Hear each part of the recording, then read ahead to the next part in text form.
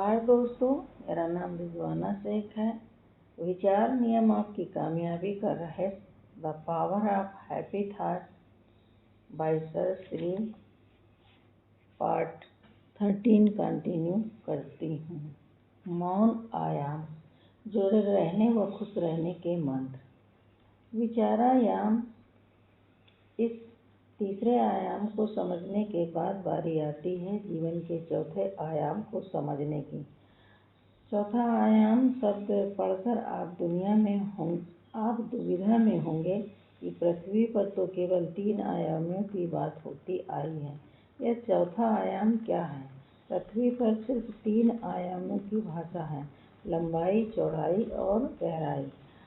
आपने 3D film देखी होगी। आज आप वैज्ञानिक भाषा जानते हैं। इन 3 आयामों के सहारे ही सभी बातों को समझाया जा सकता है। मगर पृथ्वी से परे एक और आयाम जुड़ता है, वह है मौनायाम। पृथ्वी पर इस चौथे आयाम की बात ही नहीं की जाती। इंसान की 3 अवस्थाओं के बारे में भी बात की जाती है, जैसे जागृत अवस्था, नींद की अवस्था और स्वप्न की अवस्था। मगर चौथी अवस्था मौन, तुरीय अवस्था के बारे में बात ही नहीं की जाती। इंसान कोई वस्तु देखता है तो बाहर से उस वस्तु की लंबाई, चौड़ाई और गहराई दिखाई देती है, मगर अंदर का बाहर दिखे और बाहर का अंदर दिखे, यह आयाम उसे ही मालूम है। ऐसे तो किसी वस्तु को हम देख ही नहीं पाते। यह चौथा आयाम होता है, यह हमें दिखाई नहीं देता, इसलिए कोई इसे प्राप्त करने का प्रयास ही नहीं करता। आपके विचार आपकी क्या खबर देते हैं? आपके विचार भी निमित्त हैं जीवन के चौथे आयाम को आपके सामने उजागर करने के लिए। यह विचारों का उत्तम उपयोग है। यदि विचारों को हम सही ढंग से जान पाएं तो हम इनका सही उपयोग करने में सफल हो सकते हैं। दृश्य देखने के बाद दृश्य की जानकारी के साथ हमें यह पता चलता है कि हमारी आँखें हैं। सुगंध जानने के बाद हमें यह जानकारी मिलती है कि हमारी नाक है। आवाज़ सुनने के बाद हमें कान के होने का एहसास होता है। स्वाद जानकर हमें जुबान का पता चलता है। स्पर्श जानने के बाद हमें त्वचा की जानकारी भी मिलती है। ठीक ऐसे ही विचारों को जानकर हमें विचारों का जानने वाले की भी जानकारी मिलती है। इन सभी कड़ियों में सबसे मुख्य कड़ी है विचार और विचारों को जानने वाले सेल्फ की। विचार जानने वाले को ईश्वर, सोच, सेल्फ, चैतन्य, अल्लाह, मौन या स्वसाक्षी कहते हैं। जब विचारों के पीछे छिपा मौन प्रकट होता है तब सेल्फ अपना अनुभव करता है। जब आप ध्यान में निर्विचार हो जाते हैं तब आप आसानी से इस अवस्था का अनुभव कर सकते हैं। यदि आपने कभी ध्यान का अभ्यास ही नहीं किया तो इस पुस्तक में बताए गए छोटे छोटे ध्यान प्रयोग रोज करना शुरू करें। अगर सुगंध चाहे कि उसे नाक का एहसास हो तो वह संभव नहीं है। सुगंध को कभी भी नाक का एहसास नहीं होगा। अगर दृश्य कहे कि उन्हें आंखें दिखाई दें तो वह संभव नहीं है। इसी तरह विचार जब कहते हैं कि उन्हें सिर्फ देखना है, तब आपका मन यह बात मान लेता है और वहाँ से उलझन शुरू होती है। इसी उलझन से बाहर निकलने के लिए प्रार्थना की जाती है कि ऐसा विचार दिया जाए जो हमें हर विचार से मुक्त करे। इसी विचार को शुभ विचार कहा गया है। शुभ विचार या मौन मंत्र आपको निर्विचार अवस्था तक पहुंचा सकता है। इस खंड में हम ऐसे 7 मौन मंत्र और उनसे जुड़ी हुई विधियां जानेंगे, जिसके बाद आपकी यात्रा मौन आयाम की ओर शुरू होती है। विचार आने का मूल लक्ष्य।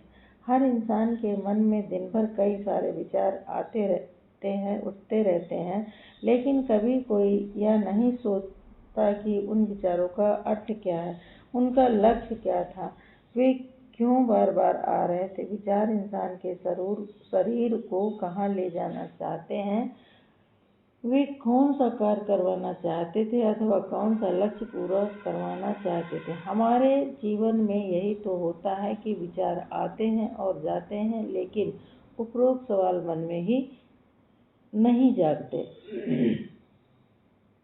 जब हर इंसान अपने मन में उठने वाले विचारों का विश्लेषण करेगा तो उसे पता चल जाएगा कि यह शरीर विचारों से चलता है। एक विचार आया और शरीर कार्य करने लगा, लेकिन इस बात को हमेशा याद रखें कि विचार मात्र हमारे शरीर रूपी मशीन को कार्यरत रखने के लिए ही है। जैसे मान लें कि कोई मशीन काफ़ी दिनों से बंद पड़ी है, किसी काम में नहीं आ रही है। यदि कुछ अरसे बाद उसे चलाने की कोशिश करेंगे तो वह चलेगी नहीं, क्योंकि इतने दिनों में उसमें जंग लग चुकी होगी। यही बात विचारों की मशीन के साथ भी लागू होती है। हमारा शरीर विचारों की एक मशीन है। यदि उसमें विचार नहीं आए तो उसे भी जंग लग जाएगी, और जब उसे इस्तेमाल करने का समय आएगा तो वह काम नहीं करेगी। अर्थात असली ज्ञान मिलने से पहले तक आपने जो विचार किए वे सब मशीन को चालू हालत में रखने के लिए थे, ताकि उसमें जंग न लगे। उन विचारों का आपके उद्देश्य से कोई संबंध नहीं था। वे तो केवल मशीन को सही सलामत रख रहे थे, ताकि जब उपयोग का अवसर आए तो मशीन कार्य करने की हालत में रहे। ठीक ऐसे ही जब आत्म साक्षात्कार होता है तब इंसान को पहली बार पता चलता है कि वास्तव में इस यंत्र से कौन से विचार करने चाहिए। अगर इसके विचारों की मशीन में जंग नहीं लगी है और वह सही चल रही है तो उसका काम आसान हो जाता है। वह सोचता है, चलो अच्छा हुआ, इतने सालों तक मैं विचार की मशीन को चलाता रहा, अब मैं अपना काम तुरंत शुरू कर सकता हूँ। यदि विचारों की मशीन में जंग लग जाती है तो आत्म साक्षात्कार के बाद लोगों को कई साल तक इस जंग लगी मशीन को चालू करने पर काम करना पड़ता है। तब कहीं जाकर वह सोचने लायक बनती है। कितनी सुंदर व्यवस्था है। आश्चर्य करने का दृष्टिकोण रखें तो हर बात पर आश्चर्य होगा। आश्चर्य की आंख से देखें तो एक विचार पर आश्चर्य होगा कि कैसे बैठे बैठे मन में एक विचार उठता है और फिर अचानक उसके विपरीत दूसरा विचार उठता है। आने वाले हर विचार का एक दूसरे की काट कर रहा है। मौन के आकाश में विचारों की हवाइयाँ फूटती हैं, फैलती हैं, विलीन होती हैं। उस नज़ारे को देखने पर खुशी मिल सकती थी, लेकिन नहीं मिली, क्योंकि उसे हवाई की तरह नहीं देखा गया। दिवाली में लोग हवाई यानी रॉकेट जलाते हैं। हवाइयाँ तो आसमान में बहुत दिखती हैं, लेकिन इंसान को लगता है कि जब तक मैं हवाई नहीं जलाई तब तक मुझे आनंद नहीं आएगा। इसलिए वह दूसरों द्वारा लगी हवाइयों को देखकर खुश नहीं होता। दूसरी ओर एक आनंद लेने वाला इंसान को इस बात से कोई अंतर नहीं पड़ता कि हवाई किसकी थी। हवाई किसी की भी हो, आनंद लेने वाला हर बात से आनंदित होता है, हर घटना में आनंद लेता है, फिर चाहे हवाई किसी भी शरीर से आए। आनंदित इंसान उसे देखकर आश्चर्य करता है। मान लें कोई आपसे कहे कि मुझे ऐसा विचार आया है। यदि आप सदैव आनंद में रहने वाले इंसान हैं तो आप कहेंगे, अच्छा ऐसा है क्या? अच्छी बात है कि तुम्हें आजकल ऐसा विचार आ रहा है।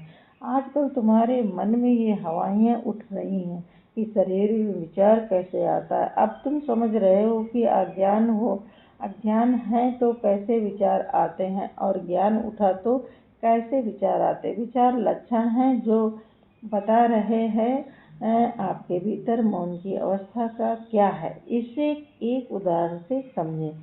कभी कभी शरीर का तापमान 100 डिग्री हो जाता है, जो कोई रोग नहीं है, बल्कि यह इस बात का लक्षण है कि शरीर अंदर बीमारी से लड़ रहा है। टेम्परेचर बढ़ाकर शरीर आपको फीडबैक दे रहा है। कुदरत की यह कितनी सुंदर व्यवस्था है जो बताती है कि शरीर अच्छी तरह काम कर रहा है। इस व्यवस्था पर आश्चर्य होना चाहिए, मगर इंसान को आश्चर्य नहीं होता, बल्कि शरीर का तापमान देखकर वह तनाव में आ जाता है, जबकि शरीर तो अपना काम बखूबी कर रहा होता है।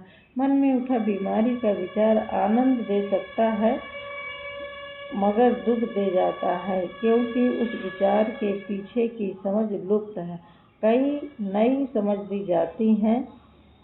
जब नई समझ दी जाती है तब आप नए अंदाज में देखने लगते हैं। परिणामतः जो विचार पहले परेशान करता था, अब वह परेशान नहीं करता। इसके विपरीत अब आपके चेहरे पर मुस्कान आ जाती है और आप कहते हैं, अच्छा ऐसा विचार